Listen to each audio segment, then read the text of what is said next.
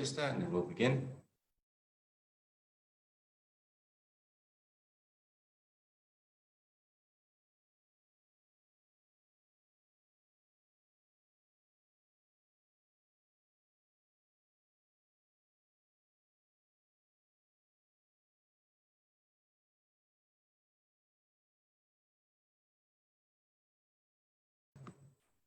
Okay, I hope you can hear me clearly. I'm using headphones this time after some complaints about echoes. Good evening, everyone. I hope you join us in health and safety and obeying whatever social distancing requirements are required. The purpose of this evening is to introduce to you ESG concepts and ESG investing. But before we do that, I'm going to give a little bit of a market view, so that we can, and then we'll go into the ESG. My guest speaker tonight is someone from within Pioneer, that's Yuli Petreikov.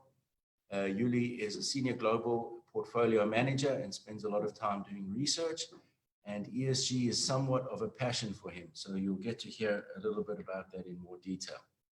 All right, let me just start my presentation. Okay. By the way, this is being broadcast on Facebook, so if you want to watch it later or share it with someone, you can. And if you want to ask a question at any time, please go ahead. Okay, so just to start with the virus update. I know many of you are following these numbers around the world, and it's very difficult to draw conclusions about the progress of the virus in different countries.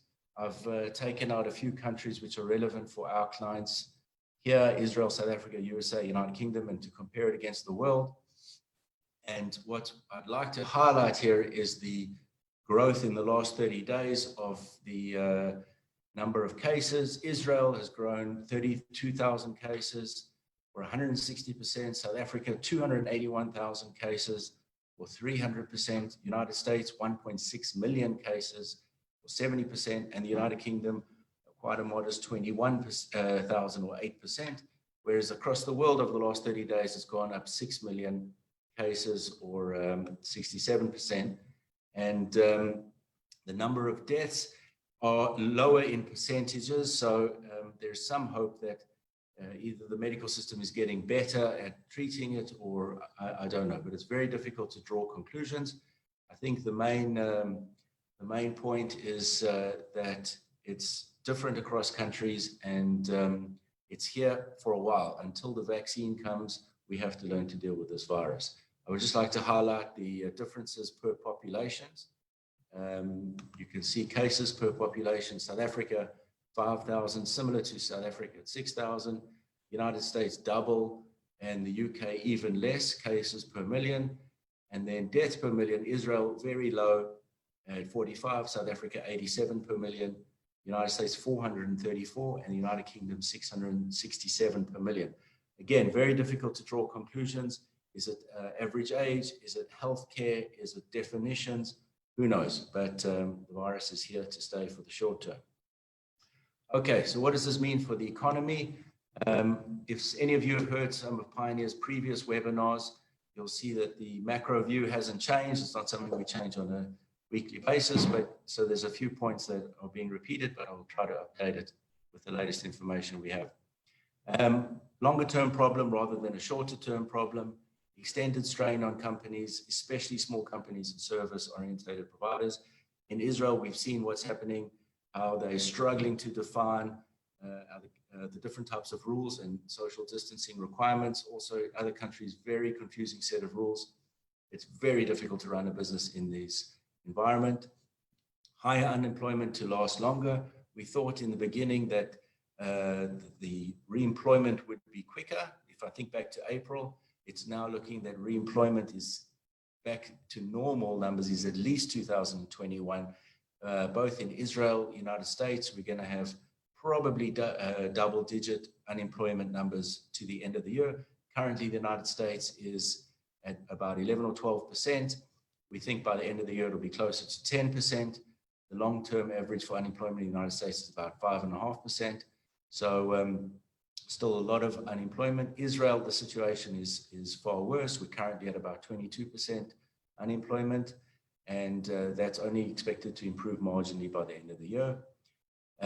Hence, governments are reluctant to enforce further shutdowns, and the long-term travel restrictions are going to continue. Social unrest is going to become a bigger issue. We can see already what a big issue it is, both in the United States and in Israel. We've seen some really strange things, and it won't take much to see more in that regard. The uncertainty of the virus hanging over us means the uncertainty of recovery and economic normalization. I think that's intuitive. Massive amounts of bailout money is being used in the United States. Europe is in the process of approving very complicated deals amongst the European countries. So there's a risk that those deals fall through, but I think eventually more bailout money will be available in Europe. And the markets are functioning. New companies are listing, companies are being taken over. Access to new capital is there, and therefore we remain invested. Another point to make is that one day this virus will end, either through a vaccine or it'll start dying out, and the optimism will return, and this will be an extremely difficult thing to time in a portfolio, so we think that we should remain invested. Just a quick look at where the markets are year to date, just to highlight how strong they are given the economic picture I painted earlier. You can see the red line is the NASDAQ, which is up a very strong 25% year to date. I'll give you a little theory about that in a minute. S&P is also in positive territory, but closer to flat, and the emerging markets is a very modest -3%, having recovered from -30 something. Israel is about -15. So Israel's stock market has not recovered nearly as well as the NASDAQ, S&P, or the emerging market general index. Taking a one-year view, it's like Corona never happened, and you can see some really strong growth in the S&P and in the NASDAQ. Why are markets so high? This is probably the question I get most often from clients. Market participants like ourselves have taken a constructive view. Sooner or later, there'll be a recovery. Sooner or later, there'll be a return to normalization. There's an enormous amount of money seeking returns. So whether it's pension money, high net worth money, whatever money, it's seeking returns, and it's finding its way into the market. A lot of this money is long-term in nature, so it doesn't matter if the market's up or down. And interestingly, I think that good companies like Apple have become a store of value.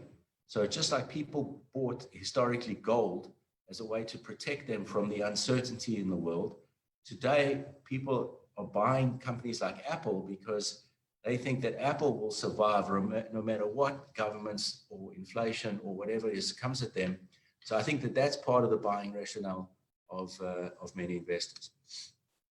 Obviously, there's a huge amount of policy contribution, credit, money expansion, new money is being printed. I don't like the word printed, but the quantitative easing and the bond buying that the governments are doing is a type of printing of money, even though it's not like Zimbabwe. That excess cash is finding its way into the market. There's fiscal expansion, and the support is nationwide in the United States, even if the individual state has not been hit that hard from Corona.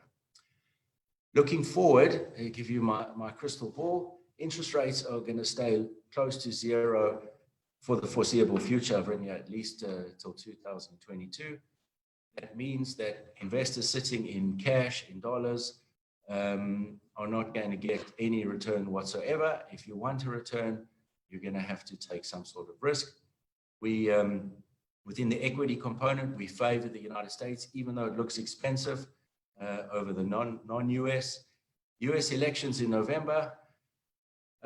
Either way, we think it's going to be a market-friendly result, given that whoever takes that seat in January 2021 is inheriting possibly the weakest United States we've seen in a very, very, very long time. So we do think it'll be market-friendly. The base case is Biden is going to win. He'll for certainly win the popular vote. how the Electoral College votes come through remains to be seen, but the current research is that he's gonna take this. Who he elects as his running mate is going to be crucial because it's largely regarded that it's going to be a female and someone from the left. And the question is, how far left will the Biden and his vice be, especially considering his age? One of the scenarios for 2020 is that either Biden or Trump or both actually get corona in their campaigning for the election, and even hopefully they survive it, but it will certainly be surprising and consistent with the rest of what's going on in 2020. China, we do like China. We've started investing in June and including it in our portfolios. We think it's a good diversifier for a traditional US dollar portfolio. We don't expect inflation anytime soon. There's just too many deflationary forces. We do expect in almost all the countries that we operate, Israel, South Africa, United States, that there will be an increase in taxation. It remains to be seen how that will affect earnings, but we do expect an increase in taxation. What to do? Okay, remain focused on your long-term goals. We're optimistic for the long term, cautious for the short term. An investor who's sitting in cash, not sure what to do, should just take it a little bit slower, but definitely get off zero and start investing. But don't jump in because the market is regarded as high. We are underweight risk versus our benchmarks for now. We debate this very often, but we still think it's good to be underweight risk. We're fully invested in our bond allocation. We think that bonds offer value compared to cash, especially the conservative ones. The riskier bonds are definitely giving interesting returns. We feel don't bet against the United States.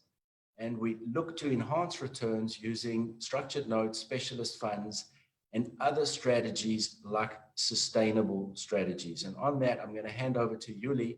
I would just like to say that in my 20 years in this business, I've seen lots of trends and fads come and go. And this ESG trend, if you want to call it, is probably one of the strongest and attracting the most money and resources. All the major firms, investment firms around the world, are all developing ESG products and ESG teams and ESG methodologies. So I think that this particular trend is here to stay. And in order to share some information with you about that, I'm going to hand it over to Yuli. Thank you very much for this introduction. Let's share the screen. Okay, so thank you very much for joining. I've been a portfolio manager here at Pioneer for the last 5 years. I started working in financial services in 2007. And got introduced to sustainability during my MBA studies almost 10 years ago in ESADE Business School in Spain. So today we're gonna have a short presentation about about sustainable investments, and more importantly, how can we think or build portfolios based on ESG. So let's dive in. Now, ESG is more than just green companies. It's not about investing in losing companies that try to save the planet, because we need to invest sustainably, meaning that the company has to be profitable to continue contribute. So what is ESG? So these are additional aspects to the profitability aspects that we usually look to at financial statements. So environmental, what does it mean? Meaning how the company looks at the environment. And for us as investors, maybe we won't invest in a polluting company or a company that has history of pollution. Maybe we won't invest in an insurance company that doesn't think that a climate change is an investment risk. Maybe we will invest in a company that knows it is a risk and knows how to hedge it. On the social side, it's about how the company works with its employees and its supply chain. For example, does the company train its employees? Does the company has access to the talent it needs? And what happens now during Corona? Did the company fire employees, or they're working from home? Are they safe? For example, Amazon had issues with safety of its employees. And also, does the company do with its supply chain? Because the company is not just its employees.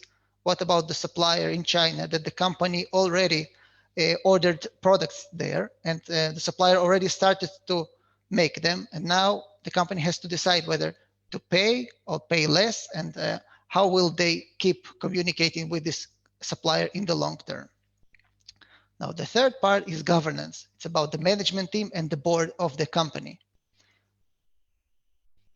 And better to invest in company with good management, ethical management that has a clear vision. Maybe it's better for investors to invest in a company that has a motto like do no evil, as Google has, rather than other companies that don't think about ethical issues when they think about their vision. So again, these aspects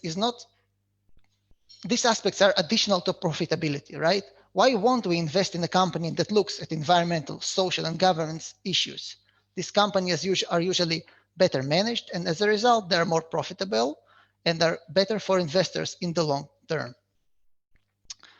What happens in the world? As Mike said, there is a trend, and we can see it in this chart from 2010 till today.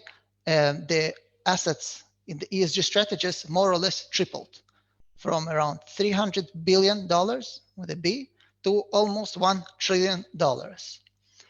And it goes to equities and fixed income and other strategies. Now, this happens because of there's a number of trends. One is that the UN has the sustainable development goals, and companies and the institutions have to comply to reduce emissions and help with the climate change.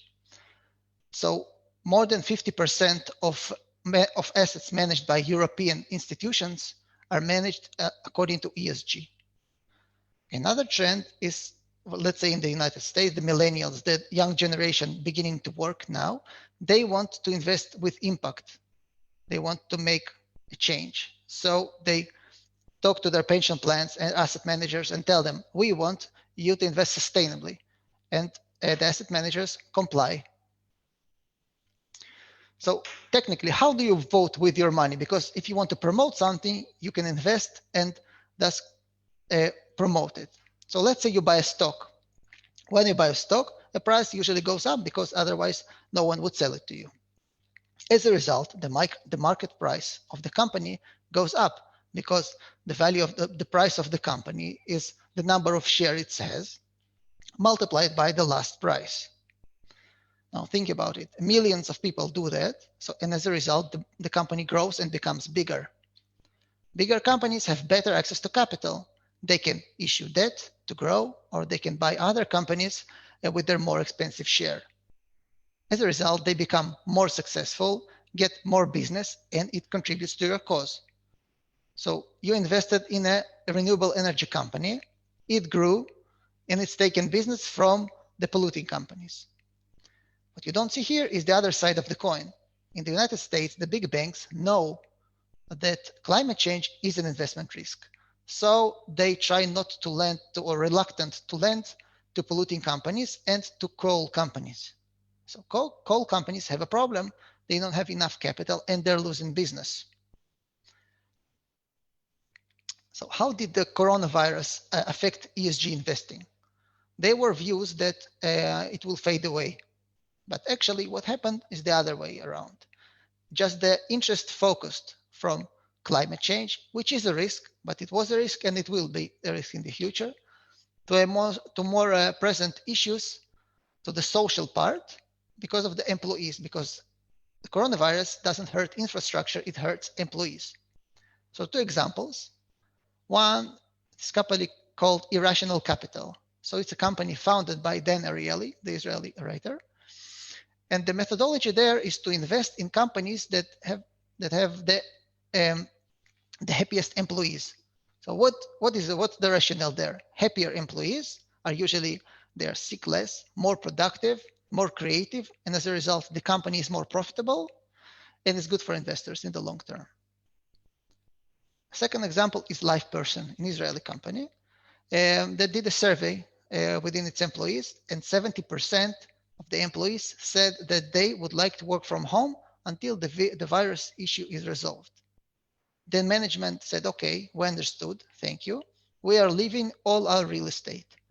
So they left their offices in Israel and the United States. And from now on, all employees work from home. Now the company will save $10 to $15 million from that. Now, the interesting part is what are they doing with this savings? It's not going to purchase, to buybacks that might help its stock in the stock market in the short term. It doesn't go to management compensation or bonuses. It goes to the employees to increase their benefits, to make them more comfortable working from home. And this will create happier employees, more productive employees, and will be good for the company, for the employees, and for the investors. So we talked a bit about ESG, sustainability. Now let's see how it connects to building a portfolio, globally diversified portfolio. So let's compare first the asset allocation only portfolio on the left and the ESG portfolio on the right. So the normal portfolio has a longer data set. We have data for more than 120 years from 1900 of bonds and stocks. We know how they behave, their performance. We have a lot of invested vehicles. We can use ETFs, we can use mutual funds, we can use hedge funds, a lot of different strategies. Usually the indices are built according to market cap. So the biggest company gets higher share, higher allocation in the index.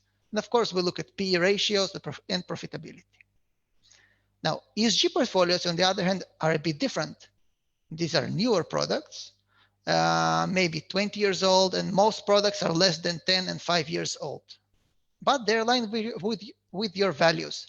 If you would like to invest according to climate change, you can find a way to invest, or maybe gender diversity, right?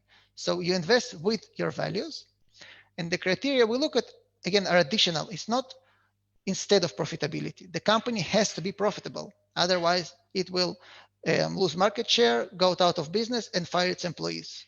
We want a sustainable business, and we look at the fraud and accidents and strikes.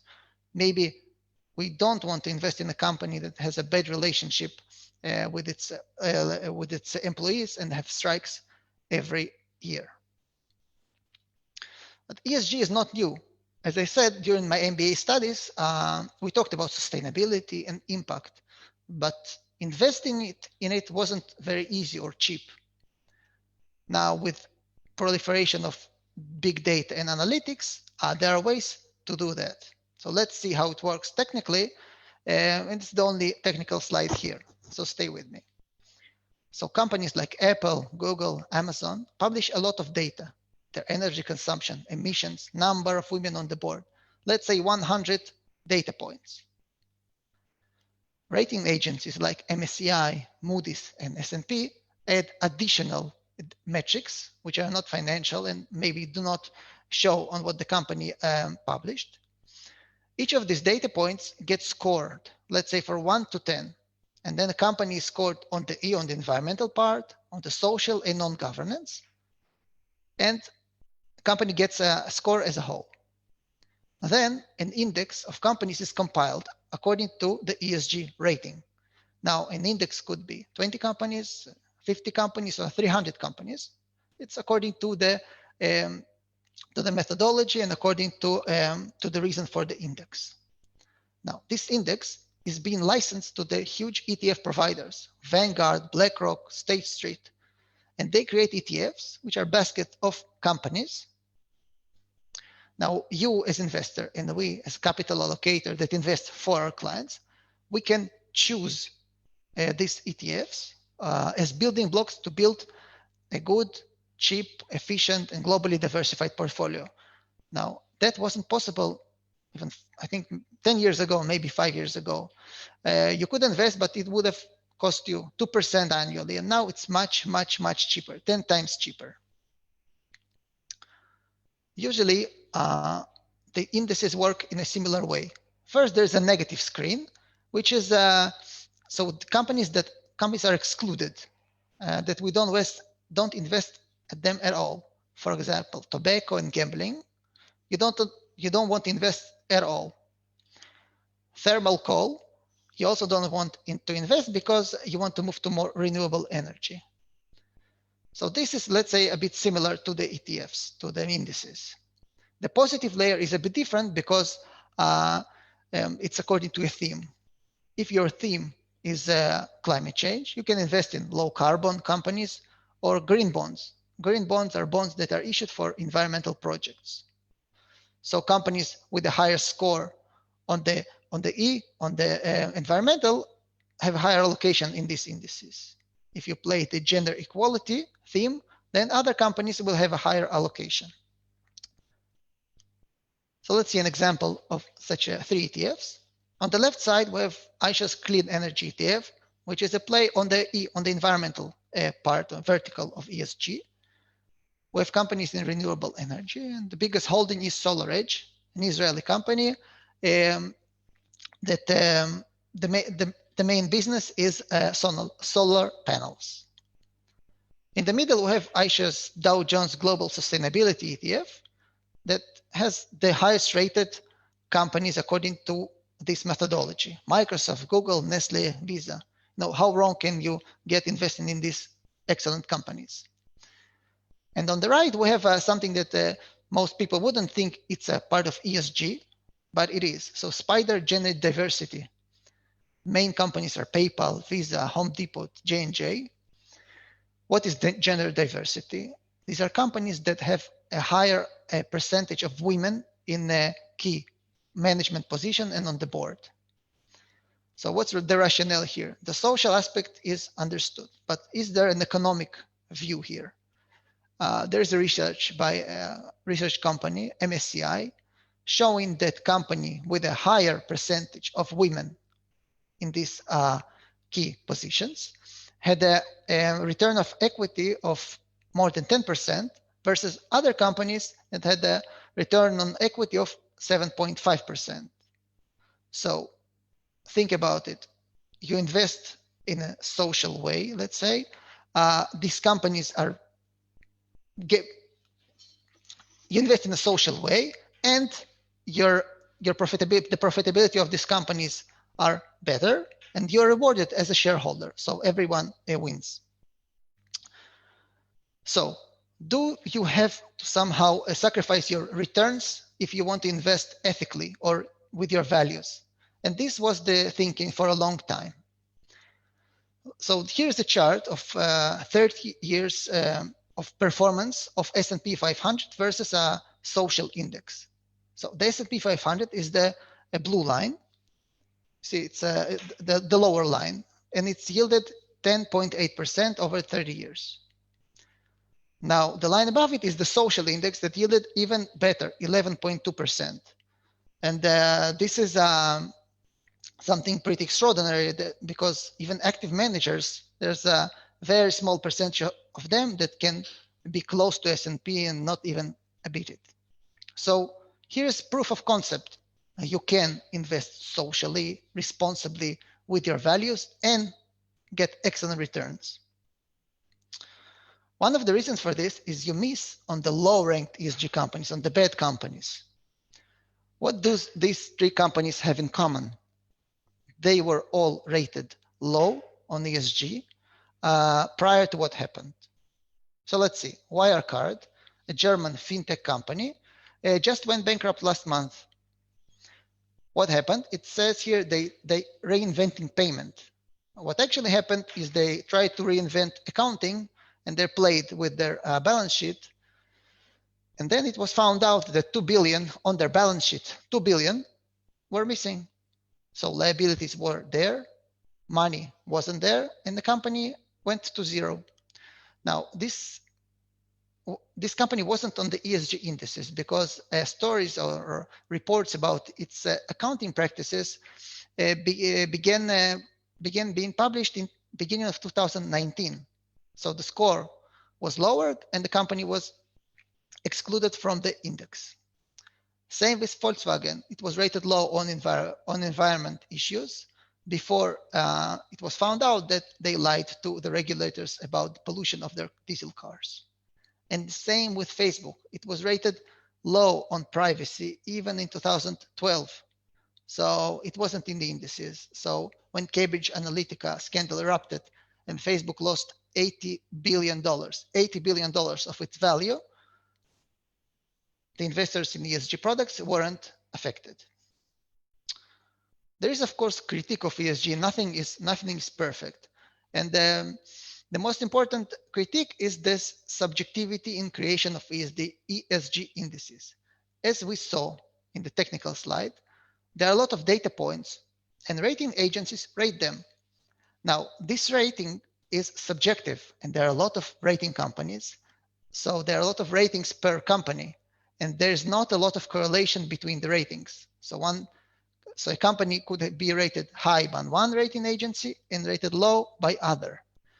And there's no standard yet like IFRS. IFRS is an accounting reporting standard. So you compare revenues of Google to Facebook to Apple, and you compare the same thing. You know what you're relying on. In ESG, there's still not such a standard. There's something called SASB, which is a proposed standard per companies, but it hasn't been imposed yet. And there are newer products. So an example could be Tesla. Tesla, the electric car maker, they are rated high on environmental issues because it's electric car, it doesn't use gas. It will be rated low on governance because the CEO, Elon Musk, who is a genius, is also the largest shareholder. And he does what he wants. There's not a lot of supervision on him, and his compensation package is just ridiculous. So Tesla could be rated high in one index or one ETF and a bit lower on other. What happens in Israel? This is from this week. So the Israeli Securities Authority thinking of imposing a standard according to ESG reporting. So, when we speak that there is no standard, it will be, and sooner rather than later. Why Pioneer? We have been around for 30 years, and this is already an excellent reason. We're independent. Independent meaning that we work with the major ETF providers and fund managers, and we can choose the best product, the cheapest and the cheapest product that fits client needs. We don't get money for trading. We don't get paid by these huge institutions. We just do what is good for the client. And now about ESG, we talk to all of our active managers and to the ETF providers, and we ask them, what are you doing with ESG? Do you have a methodology? Some say, yes, we do. Others said, no, we are working on it, right? And half a year later, we got an explanation of what they do, how they do, and they were got accredited by external rating agency. We built low-cost, globally diversified portfolios. Low cost is key because everything you pay is you lose, right? So everything you pay is left from your returns. One thing you know for sure, if you pay a lot, your returns will be lower. Globally diversified portfolio, meaning that it consists of stocks and bonds in the US and outside of US in different asset classes. So portfolio will work if economy goes up or down, whether there is inflation or there is not. So they're robust portfolios, and we use strategic asset allocation to build these portfolios. Now, an example, a standard asset allocation portfolio will consist of government bonds, corporate bonds, and equities in the US and outside of US. We can embed ESG in these portfolios. So we're left, for example, with government bonds, but we use corporate bonds that comply with ESG. We can use other related ESG themes in equities and use the NASDAQ 100 with the performance that Mike showed earlier. We also have ESG only portfolios where all the securities comply with ESG, sustainable investing, green bonds, have equities in and outside of US. So to conclude, there is huge capital flow into ESG, and this supports performance. Even in the first quarter of 2020, this year, if you remember, the S&P dropped more than 30% in March. Even in this difficult quarter, ESG got inflows of $20 billion. As a result, ESG assets that are in these themes performed better because they got new money. So most of the ESG indices this year outperformed their benchmark. Think about it. If you have a pension plan in Norway or Sweden, and now they're saying, okay, we have 1 billion euros of assets. We're switching tomorrow. We switch from our general asset allocation to ESG. They automatically sell the more polluting, the more low-ranked ESG companies and move money to the higher rated. So you better be in ESG. Asset allocation will be the primary driver of returns. Over the long run, the more equities you have, the better your returns will be. They will be volatile, but over 10 or 20 years, they will be better. This will drive returns. Now, BlackRock is the biggest asset manager in the world with more than $7 trillion under management. They have a research showing that you can use ESG to build your asset allocation and it will not hurt returns. So what do we have? We have money flowing in. You can invest ethically. And it will not hurt your returns, which leads me to the question, why not ESG? Thank you. Thank you very much, Yuli. It's a good question, why not ESG? And from my point of view, the process that we've developed over the years and the process that we've been using that gives me the confidence to sit opposite people and to manage their money is an extremely robust process. There's many hours of research and practice behind that process, and it's a traditional asset allocation process, and it has stood up to many crises in the market, including March 2020. So we have this robust process. I think in time we will start embedding ESG themed products in traditional asset allocation products strategies. Currently, we're getting requests from some clients for dedicated ESG portfolios, and that's an option which Pioneer is offering clients to say, okay, I'm willing to go with the full ESG process.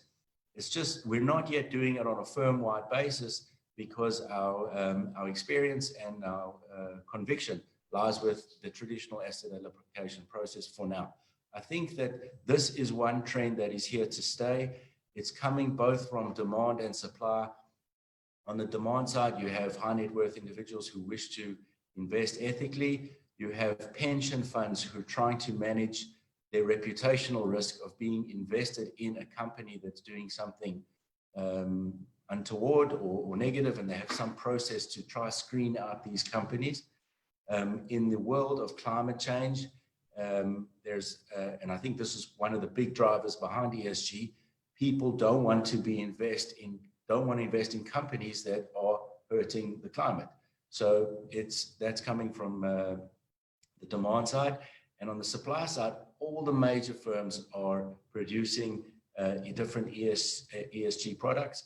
It's quite difficult to get your head around all these subjective criteria and understand how they're building these portfolios. And sometimes you're actually quite surprised to see a company in a particular index which you didn't otherwise expect to be there. So for now, Pioneer is sticking with our robust traditional asset allocation approach. We do think the next step will be the embedded approach of including an ESG themed product or two in the traditional approach. And the option exists for a client who says, okay, I really want my money to be invested in a more ethical way. We do have that solution. So unless there are any questions, I don't see any questions here. So thank you all for the time. Thank you, Yuli. If you do have any questions, please contact us via your relationship manager or in the email you'll get in the next day or two. Thank you very much. Stay safe. Thank you.